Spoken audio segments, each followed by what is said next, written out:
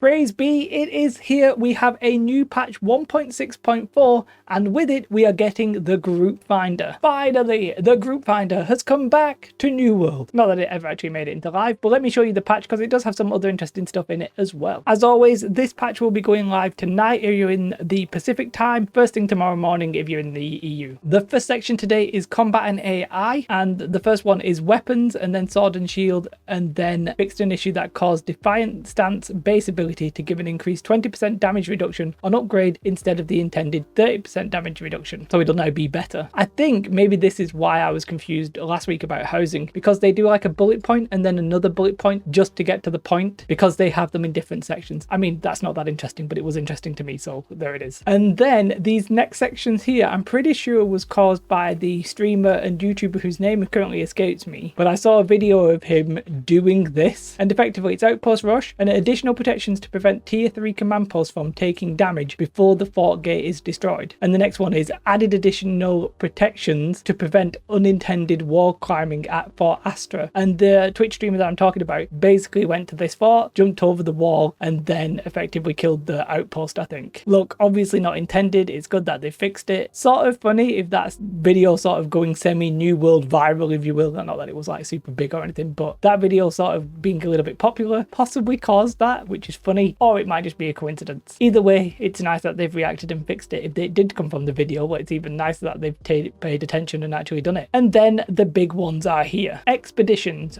Group finder basically gives you a little bit of a marketing prep at the start. Tired of looking for groups to run expeditions through recruitment chat? We are excited to announce the group finder tool is now available. With this feature, you'll be able to access specific group finder lobby listings for each available expedition, interact with an expedition entrance or its related map icon to open the interface. Players may then browse listings created by others or post their own. So if you're not aware of what this is, I have a video where you sort of checked it out on the PTR. You can go and check that out. But I was actually testing this on Monday. They did like a stress test, so they got as many people as they could on the PTR, and we tried to break it, and it seems to have gone off relatively successfully. I had one minor hitch, but then when I think about it, it may just be my internet dying. I do apologize to the devs, but it seemed like I'd replicated something from before, but it may actually just be my internet going off at a bad time, or maybe Steam went down. It's really hard for me to say. But obviously the group finder is a big one. Very happy to see it. There's a couple of things that I wish they would improve with it. For example, you can't see all of the mutated versions all at once. You sort of have to pick the mutated level. So if you wanted an M9, you have to specifically look for an M9 lobby. I sort of wish when you were looking at lobbies, you could maybe have like a slider that let you set which mutations you wanted to see, just to make it a little bit easier.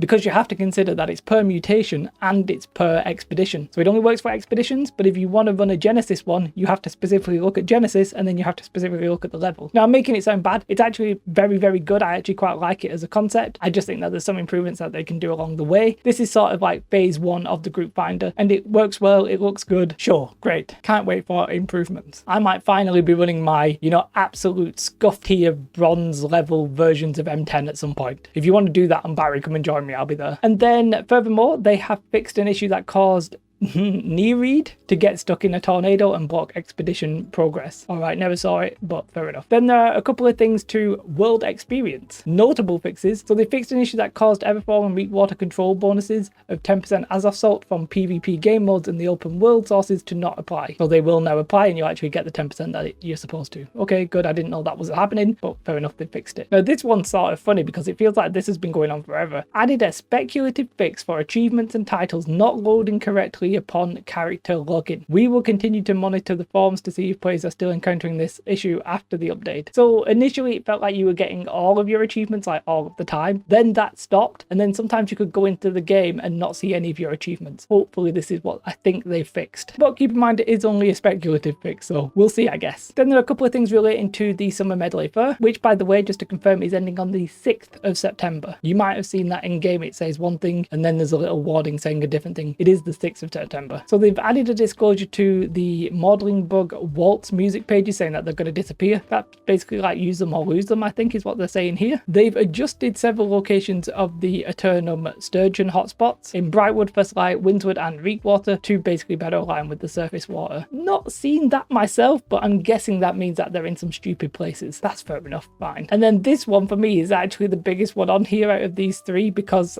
it actually like really peeves me how long you have to wait. But they've reduced the end of song sequence wait time from 6 seconds to 3 seconds. This is to help you stay in the groove of playing your favorite musical instrument. Basically, when you'd finish playing your song, you had to wait 6 seconds and it's just idle time. You're like, I've already finished the song. Like, why am I waiting? Just give me my results and let me get out of here, bro. Don't know why I said bro, but I've said it now, so yo. Anyway, that one was just annoying. That combined with the fact that they've made leveling up music a lot easier these days, probably making music just feel a lot better for a lot of people. Overall, great changes. The group finder is actually here, and that I think is pretty big for the game. Now you combine that with the fact that expeditions no longer require orbs, I think the whole game just feels better with that system in place. It starts to feel like a proper MMO, if you will, and then everything else is just like a little bit of gravy on top, you know, nothing serious, but always perfectly reasonable and expected and nice to see. Let me know your thoughts in the comments below. I do hope you have a most beautiful day. Like and subscribe. Goodbye.